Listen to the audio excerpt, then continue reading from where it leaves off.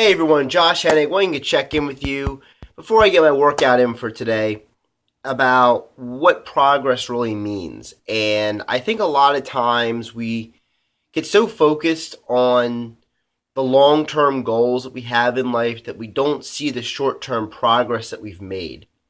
And it's not just a fitness thing, it's a life thing. It's one of those deals where you don't realize how far you've come until you see where you came from. And I've seen an example of that in my own life. February was a very tumultuous month for me. I had some major back problems I had to deal with. I got sick a couple times. It really was a mess. And I felt like I didn't make the progress I wanted to in many different areas of life.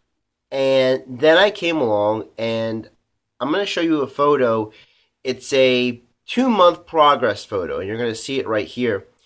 The top photo is me back in January, and the bottom photo is me in March. Now, the March picture was taken just shortly before I went off to Ohio. And I actually didn't look at these photos next to each other until after I came back from Ohio. And I was very surprised with some of the progress I made despite my inability to work out at points during February. As you can see from the picture, sometimes progress doesn't happen the way we think it will. For someone like me, two of the areas that are very easy for me to develop physically are my quadriceps and my biceps.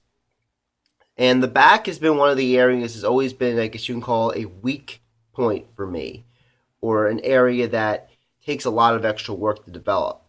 So for me to make that kind of progress in a 2-month period, factoring in the issues I've had keeping me from exercising at times, I think is a big deal. And you're going to see that in your own life. You're going to see situations where you're going to be able to make progress, whether it's physically or professionally or socially or whatever it may be, and you're going to see that progress happen, but it's not always going to be the way you expect it to. So many times in life we get so focused on where we want to go without appreciating how far we've come and using that as motivation to help keep us going. I'm going to show you another clip right here. So in this clip, I am doing calf raises. And calves were always a bit of a weak point for me. I had some shin splint issues as a kid playing soccer. I really had to work on, my shin strength, making sure I had the right kind of shin guards when I played soccer. All these years later, I am able to do 155 pounds calf raises.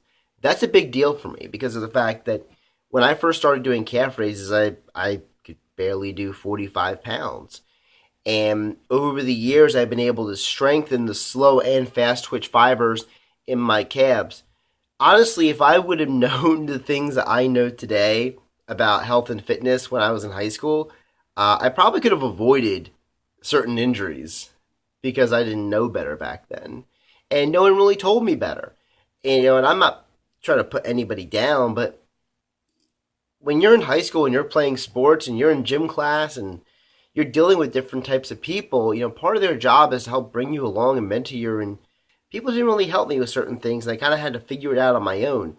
And I wish somebody would have noticed or told me certain things that I know today all those years ago. And that's one of the things I want to help you with, folks. I don't want you to feel like you have to go through life with someone not being able to help you. And there's people like me and others who want to help you better your life. While I was at the expo, I got to meet a lot of different people who want to help people. Not just for financial gain. They're not doing it for fame. They're doing it because they actually care. And they want to help people because they've been through their own struggles and they've had to go through their own journey and they want to help others on their journey. So my 2 takeaway points from this video for you are to understand, one, that progress is going to happen in small steps. But each one of those steps will help get you to your goals. It's not just a fitness thing. It's a professional, it's a social, it's a personal, whatever area that you're trying to develop in your life. Realize that progress is going to happen in stages. It's not going to happen immediately. And the second thing is understand your weaknesses.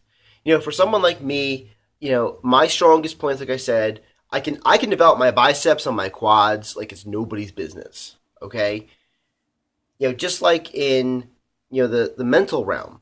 Some people are really good at math. Some people aren't good at math. So what do people who aren't good at math do? They memorize their multiplication tables and they use those memorizations to help aid them in the math process. So for example, if you're slow at math, then you may realize, well, 3 times 3 equals 9, and you may use that multiplicative basis to balance out your shortcomings in other areas of math. The same thing in fitness. You figure out what your shortcomings are, and you figure out how to overcome those shortcomings and build them up. So for someone who is trying to get stronger, they obviously need to be balanced. So someone like me, okay, I can build my biceps. Well, then my triceps need development. So I spend a little extra time on my triceps.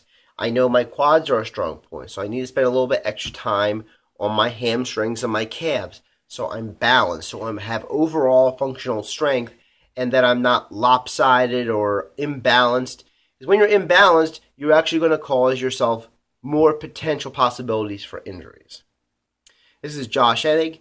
Thanks for watching. I hope this video was able to encourage you and help you in your own fitness journey. If you like this video, hit that like button, subscribe to the channel with more content coming.